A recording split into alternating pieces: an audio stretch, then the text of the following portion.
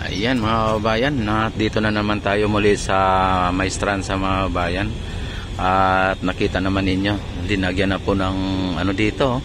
Biga mga kabayan na palang dito. Ayan o. Kahapon ay paano lang, pa horizontal lang. Ngayon pa vertical, may pa vertical na mga kabayan. Yan, kung inyo nakikita, wini-welding na po nila dito. O.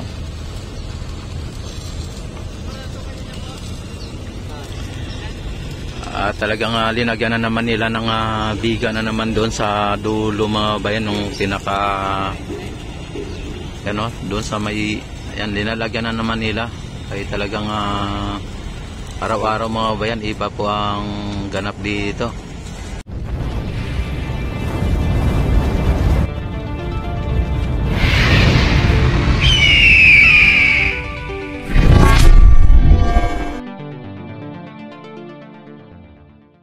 Ang pagbabago mga bayan ay talagang yun ang sinasabi ni PBBM, bagong Pilipinas mga bayan, bagong muka. Ayan, talagang nakita naman ninyo ay tuloy-tuloy lang po ang mga paggawa dito ng ating mga trabante o mga trabahador dito sa Maestranza.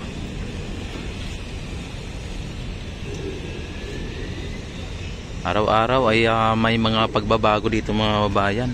Ayan ang ano diyan, ang flooring diyan Ano, dinaano nila yung flooring mga bayan May flooring na dito. At kung inyo nakita mga bayan, kahapon ay wala pa po itong naka vertical na to. Nakaganito lang po kahapon. Tapos ayan, kahapon naka-spot lang po. Ngayon ay talagang na talaga, welding na po. Ayan, talagang maganda po ang kalalabasan nito mga bayan. Napakatibay po ng ginagawa nila dito. Ayan, lahat naka-welding na po ang mga mga nakalagay na biga mga bayan. Kaya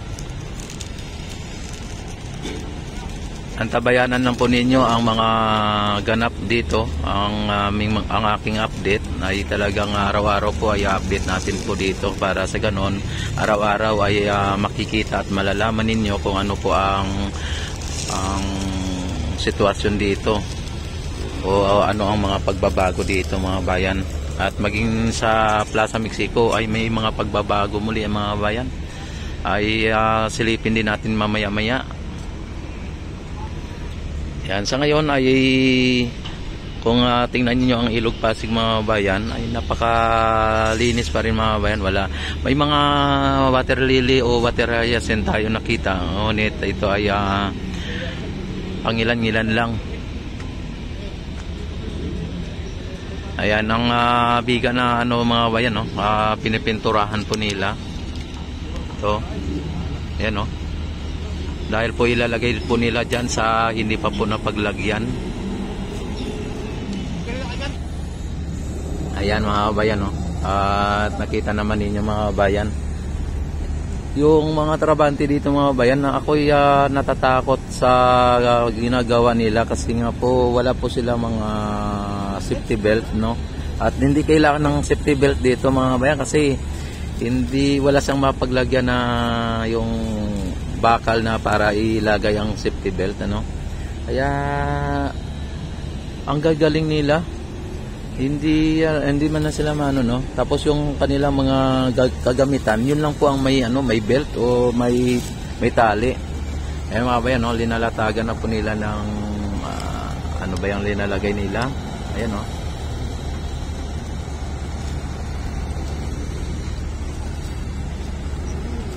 Ayan, napaka po dito mga bayan.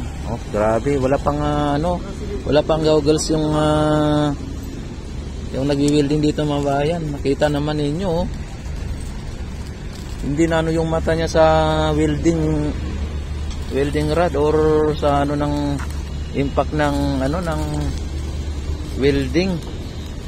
Yung kahit yung usok ng welding rod na yan o ng na yan mga bayan ay talagang sasakit ang mata mo dyan, mamumula ang mata mo dyan, kahit yung usok lang ang makaano sa mata mo.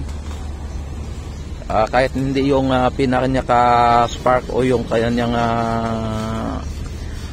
ano tawag nun, yung parang umiilaw, masilaw, yung usok pa lang ng welding rod mga bayan ay nakakasakit na ng mata ko yan.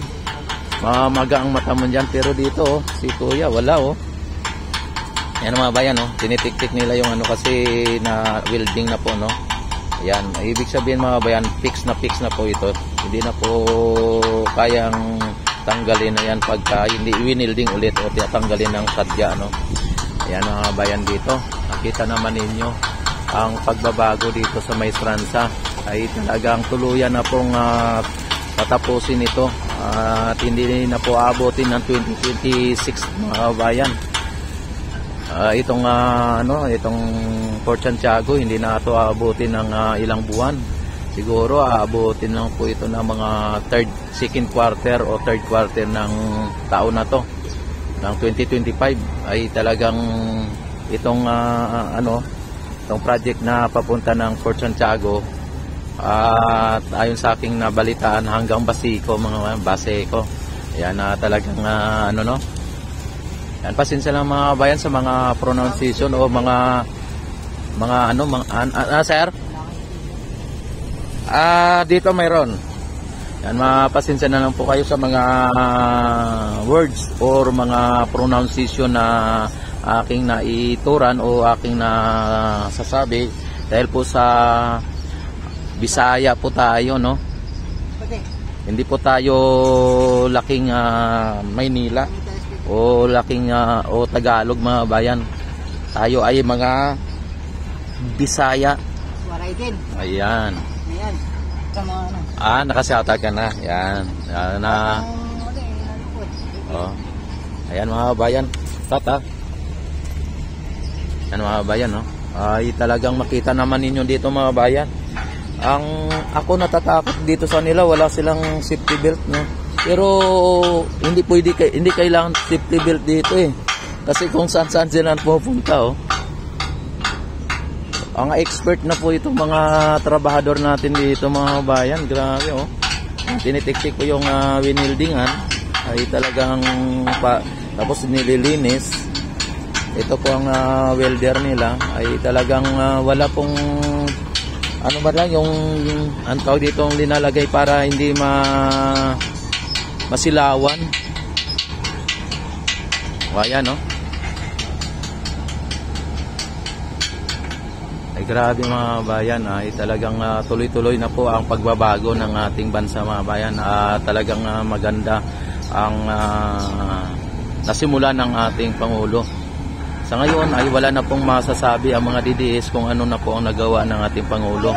Ito po ay project po ng ating Pangulo at ng ating First Lady Lisa Marcos mga bayan.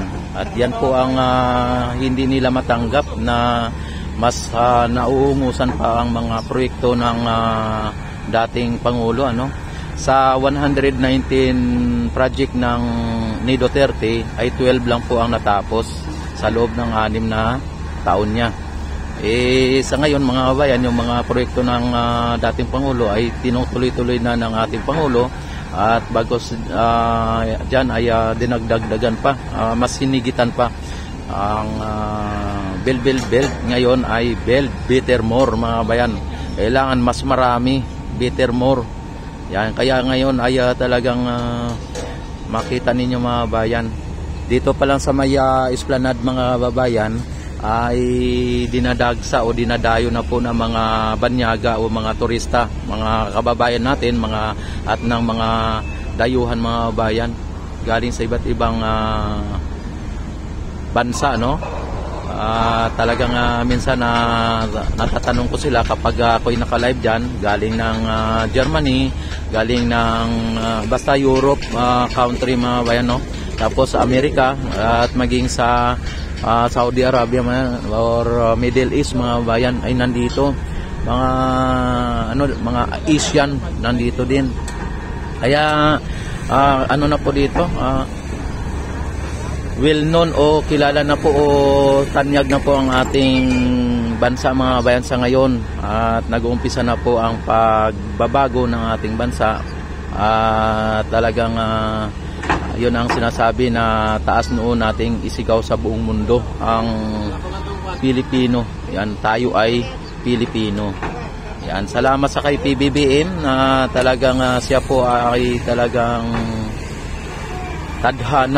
tinadhana po na siya ang magiging presidente at siya ang ahon sa ating ekonomiya. Yan, at silipin natin po yung dito, yung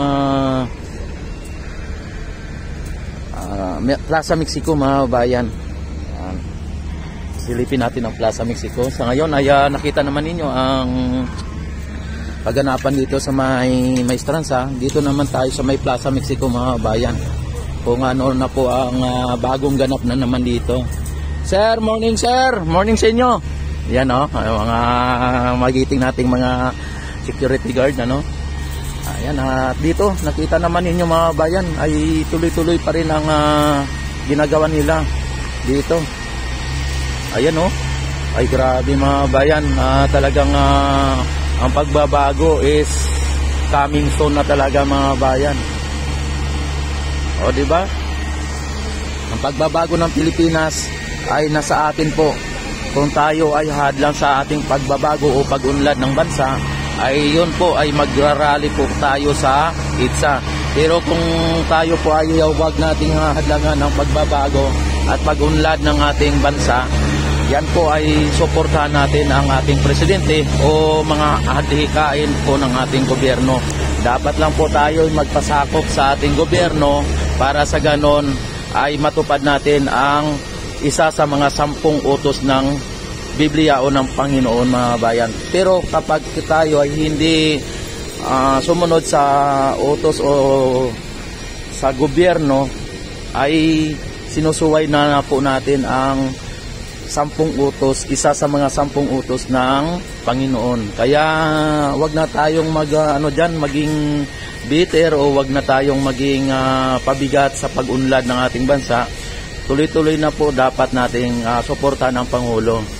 Yan, talagang makita naman ninyo mga bayan ay talagang walang leader kapag walang good follower mga bayan. Yun po ang talagang dapat natandaan ng mga anti-government mga bayan. Sila po ang dahilan kung bakit hindi po lumalago ng tuloy-tuloy ang ating bansa, dahil po sa kanilang mga adikain na sirain o ibagsak ang pamahalaan mga bayan.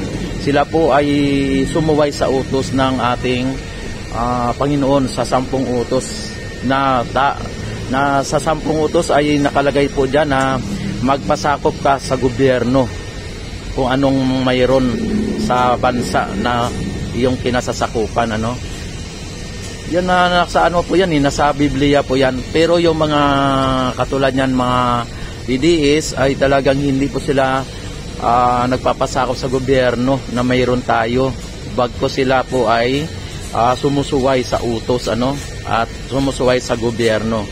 Hindi po nila sinusunod ang isa sa mga 10 utos, mga kababayan. Yan po ang totoo. Ayun po ang totoo. Kaya wag na po tayong wag na po tayong maging ipokrito. Nakita naman natin sa mga hearing o mga kung anong kaso, kung ano po mayroon ang mga Duterte mga bayan. Ngayon ay kakasuhan na po sila ng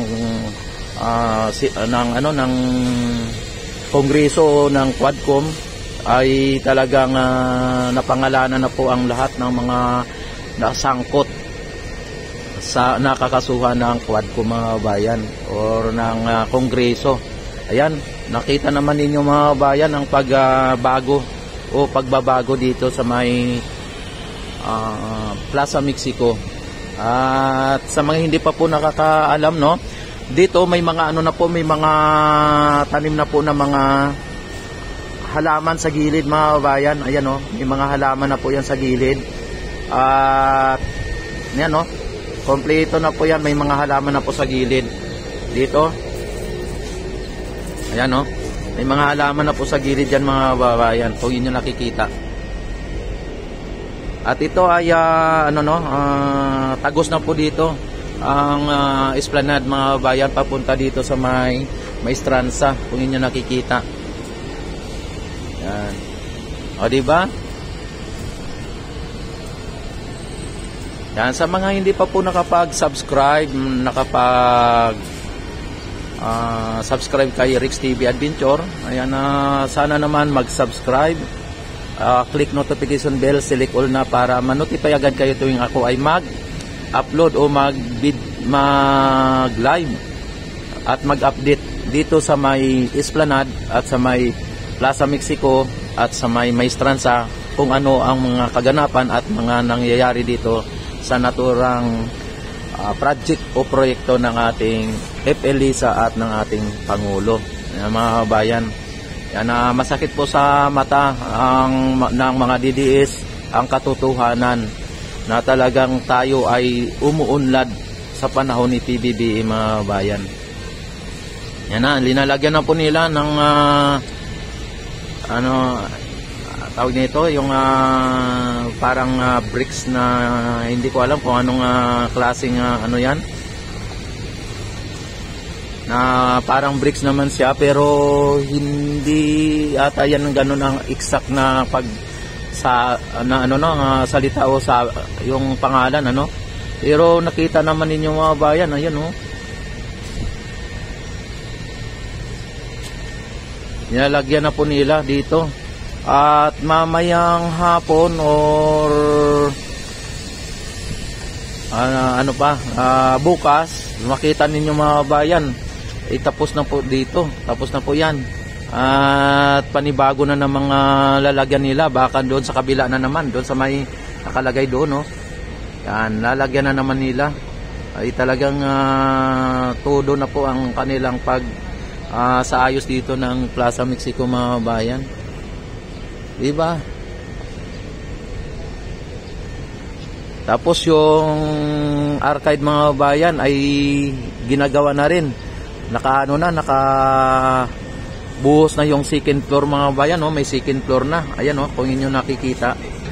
Ayan, saglit na nga, i-focus natin. May second floor na mga bayan, no? Ayan, ibig sabihin mga bayan ay tuloy-tuloy din po ang paggawa dito ng National Archive mga bayan. At talagang tuloy-tuloy po ang mga pagbabago dito sa ating bansa. Yan ang latest update dito sa may Plaza Mexico at maging dito sa may Maestranza mga bayan. Yan, tayo dito, lipat tayo sa may ginagawa nila, no? Dito sa may Maestranza, lilipat din tayo. Yan mga bayan, no? Linagyan na po nila dito, linatagan na po nila ng screen, tawag nito, yung bakal na parang screen. Kasi nga po sigurado bubuhusan na po to. Buhusan na po to ng katulad niyang semento na yan, no? Kulay gray mga bayan. Ang ganda ng ng semento mga bayan. Hindi sa ordinaryong semento mga bayan ang nakikita ko eh. Ibang klase. At nakita naman ninyo mga bayan, no? Gray tapos parang yellow. Mga bayan, iba pala kulay. Ayan, no? Parang yellow. Tapos may gray, yellow. Parang yellow, tapos gray. Ayan, no? Mga bayan, no? Ko. Yan. Tapos dito gray. Tapos parang yellow. Ganyan pala ang kulay, sir, ano? Gray at saka parang yellow, ano? Ang ganda. Mga bayan, ayan, nakita naman ninyo. Ang ganda ng nila, kombinasyon. Tapos ang upuan mga bayan, sosyal, talagang ang to? Ano bang kahoy yan, sir? Binaliktad pa. Ayan, nakabaliktad pa pala itong mga bayan kasi hindi pa tapos pala, ibabalik na rin nila. Mas maganda to, Tapos sa palutsina ata to, sir, no? Ay palutsina, ang ganda. Kaya pala sabi ko parang ang solid ng solid ng kahoy. Ang ganda mga kababayan. Ang Palutsi na mga kababayan, pagka linagyan mo ng varnish to ay talagang makintab na makintab to. Grabe, ayan o. Nakita naman ninyo mga kababayan ay... Oy, merinda daw. Ayan. Sana all. Ayan o. Ayan mga kababayan, araw-araw po may pagbabago dito sa may Plaza Mexico mga kababayan. Kung inyo napapansin. Kaya pala may ganito, nakabaliktad pala to. Ibabalik na rin pa pala nila to mga kababayan. Oh, grabe. Ayan na. Tatlong ano lang sir, tatlong upuan lang ilalagay. Oh, tatlong upuan lang. Tapos sir, pwede magtanong yung ano kaya na yan, yung rebulto, ipaharap kaya yan dito? Oh, kasi kung doon sa nakaharap, parang hindi sa nakaharap sa may Plaza Mexico, ano? Nakatalikod siya, di ba? Doon sa nakaharap sa may arcade. Yan, sana mapansin po ng ating ano dito, no? Kung iikot papunta dito, mas maganda tingnan. Ano? Ano nga yung rebulto na yan, sir?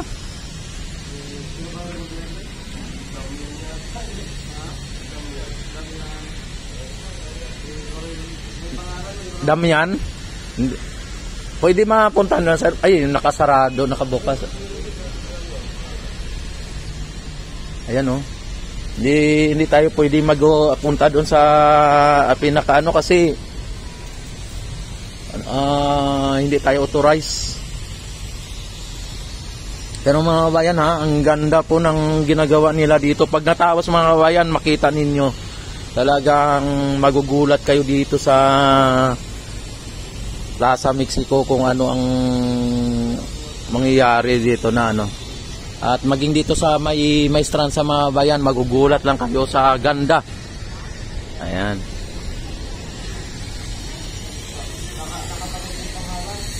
Wala, hindi nakalagay. Nakatakip mga bayan, ano? At malalaman din natin yan sunod. Dati napuntan ko yan pero nakalimutan ko eh.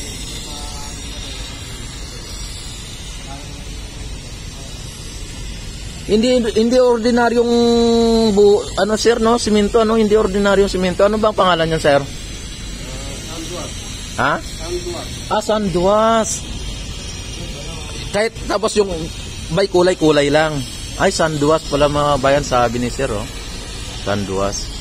Kaya pala ganun, kaya pala sabi ko, hindi ordinaryong simento ang linagay eh. Sanduas pala. Yan, sir, maraming salamat Ayan mga bayan, dito na naman tayo sa may plaza, sa may ano, sa may strand sa mga bayan. Hanggang dito yung ano, yung yan dito. Ay makita ninyo po talagang kanina binato dito.